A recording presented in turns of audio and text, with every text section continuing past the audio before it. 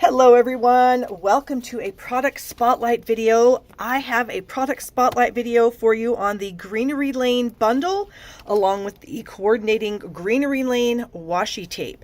I'm going to share some tips and tricks with you on using the washi tape. I've got some samples using the bundle. And I guess we'll just get into it. So the Greenery Lane bundle is shown on the January to April 2026 mini catalog on pages 56 and 57. You'll see we have the bundle components here. We have the stamp set and the set of coordinating dies. We've got some lovely samples here. And then on this page, we have the washi tape, which is a little different than the Extraordinary Flora washi tape bundle that we also have in the annual catalog, as this has individual dies to cut out the little different pieces. The Extraordinary Flora was a giant die that you'd place on top of your whole sheet of washi tape and it would die cut everything. So this is, you can pick and choose which pieces you want, which colors you might need for your project, that kind of thing. So let me go ahead and show you the products.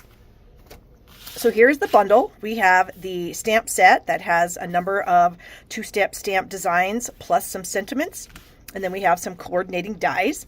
I have a little sheet here that I have created for you.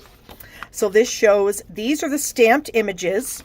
So you can see we've got this kind of thin leafy piece here that also has a coordinating die. We have this two-step stamp here that the die coordinates with it, cuts this out. We have this little leafy piece here, these two stamps, that is this little guy right here. We've got this one here, which is this little guy right down here. We have this, coordinates with this one here, and then we have a single flower and a double flower. The die set also has a die that doesn't coordinate with the stamp, but just kind of gives you this lovely little sprig with the leaves, with the holes, gives it a little bit more detail. Moving over to the washi tape. If you pull your washi tape out on a piece of white cardstock, and then you can place your individual dies over the different sections, like we've got this fun piece here. This little guy would go on to this one here. We have this die for this, and then we have this leafy die here for this one. Now you might think that the little flowers can be cut out with the dies. I am not really finding that to be the case. Maybe this large one that's a single might work, but I don't believe that the little flowers were designed to be cut out with the die. I feel like they were just like little placeholders so that there is, if you're trying to use this whole piece of washi tape on a card, that you've got, it's not just blank space there. So they added those little flowers, I think, just to give it some more detail and a little bit more interest. So let me go ahead and zoom in so that we can see that a little closer. So you can see that there's these little flowers here. And like I said, I think they're just to keep the strip of washi tape from looking blah and ordinary when you have it on a project. So that's that. So I wanted to share with you a little tip on how you can get your washi tape nicely onto your paper, because you'll see I have a piece here that I did, and if you can see, there's a lot of wrinkles in it. I had a little bit of a struggle getting this down until I figured out a good way for me to do this. So let me just see if you can see. I'm sure you can see those little kind of marks where I didn't get the washi tape on there nicely. So what I recommend is taking a piece of cardstock that's a little wider than this. This is about 3.5 inches wide. And you may notice I have this little piece of paper on the end of my washi tape. That is from my mini glue dots. After I have a chunk of, after you've used a bunch of mini glue dots, you end up with a little piece of paper here. I just tore that off and I use that to help me keep the end of my washi tape easily accessible. Otherwise, if you have it pushed all the way down, and it's harder to pick it off. So that's just what that is. So what I like to do is I'll peel that off. And then I'll get my washi tape kind of stretched out, and I'll start it off of my cardstock, okay? Then what I'm going to do is I'm going to kind of just press my hand along that whole thing and get it nicely pressed down. I feel like that helps me a lot get a nice smooth layer there. So then you can just kind of pick this up off your table. There we go. And then you can either fold this to the back or you can cut it off. I prefer to cut it off. I feel like it just gives me a cleaner edge, and that way I'm not going to have to worry about my washi tape coming off the paper. And so that's just the way I've chosen to do it. So now you can keep these pieces because I'm going to share with you why. You can keep some of these pieces and you can use them to keep these in place. Like I would put this die on here, and normally I would use Post-it note tape. Okay, so I've got some Post-it note tape here. This is how I normally secure my dies when I'm going to run them through. So I would just put my Post-it note tape on. The problem is the Post-it note tape doesn't stick to the washi tape. It sticks to cardstock really nicely, but it doesn't stick to the washi tape. So I have discovered that if you just use some of your washi tape to hold it in place, that works great.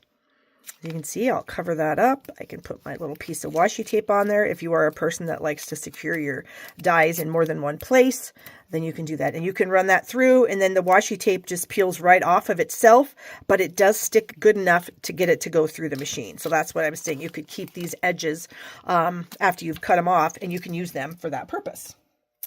Okay. So as I stated, all these pieces, or all these designs, have the coordinating die with regard, except for the flowers.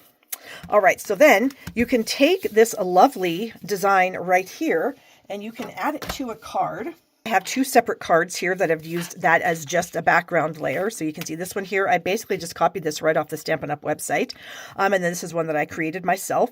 So you can see that it does give a really nice background. And without these little flowers, I feel like the design would be a little bit boring. So I'm glad they have those little flowers in there. And you can see on this one, I used a piece of two-tone cardstock, the lighter side of Garden Green, and then I have the two foliage pieces. This one I stamped on white cardstock in Secret Sea, and then this one is actually some cloud cover paper that I took out of the Kintsugi Inspirations. You can maybe see that little gold foil back there, the Kintsugi Inspirations Designer Series paper.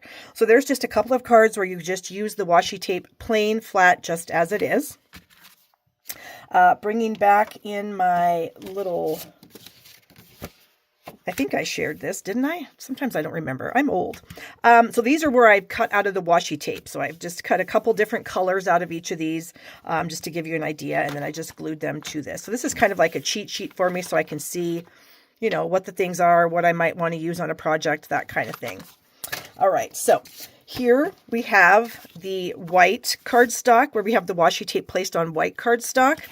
Here I have the washi tape placed on a piece of vellum. So you can sort of see how the vellum does give it a little more muted look.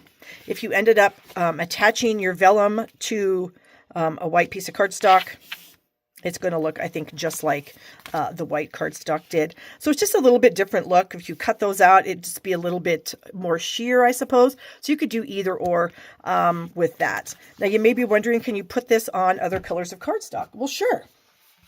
Here's a card I have where I have done a little sample here. I've got this on white cardstock. This middle layer I put on cloud cover cardstock, and then this bottom layer down here is on Secret Sea cardstock. So they do all look different. So you can use the same washi tape and then just put it on, you know, different colors of cardstock to give you a different look. The reason I chose these two colors is because, you know, I feel like, of course, the colors in the washi tape itself are, you know, the Secret Sea, the cloud cover, garden green, maybe shaded spruce, depending on, you know, what you do, like your green colors. But so that's how I did that with a few different colors of cardstock. Here's another card that I created. These are washi tape pieces. So I die cut all those off the washi tape. Now my little flowers, I did stamp and then I die cut them. And then I just added some gems, used one of our new embossing folders on there, and that turned out really well. Using that same layout, I created this card with what is currently my favorite color combination of Strawberry Slush, Pretty in Pink, and Granny Apple Green. So made the exact same card, used the same folder, used the same die cut pieces, just cut them out of, you know, the solid color cardstocks. And the cards, they are the same, but they are definitely different. I did notice something that the best adhesive that I found to adhere your die cut pieces to the washi tape, if you're using your washi tape as a background and you want to actually adhere your die cut pieces to the washi tape, I have found that liquid glue is your best bet. This is a little piece that's stuck on with liquid glue, and it is really stuck on there. So I think that's the best option for your adhesive for that particular, for using washi tape. I do have a few more samples here showing you some of the dies. And we have this gorgeous card here where the image was just stamped in 3 little sections. No. We have this gorgeous card here using some different designer series papers. Here's one of those little die cut pieces, and then that same leafy piece was stamped here to make a little bit of a background on this layer.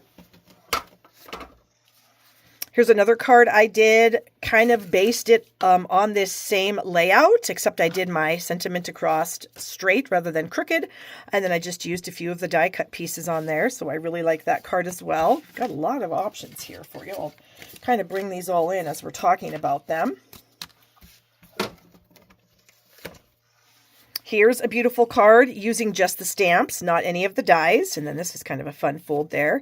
So that's really fun. And I love the little color combination.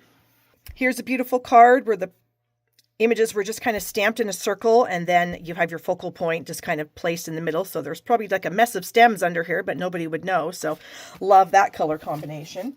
So I'm really, really happy with this bundle. I'm so glad that I purchased it. I can see myself using it for lots of different cards.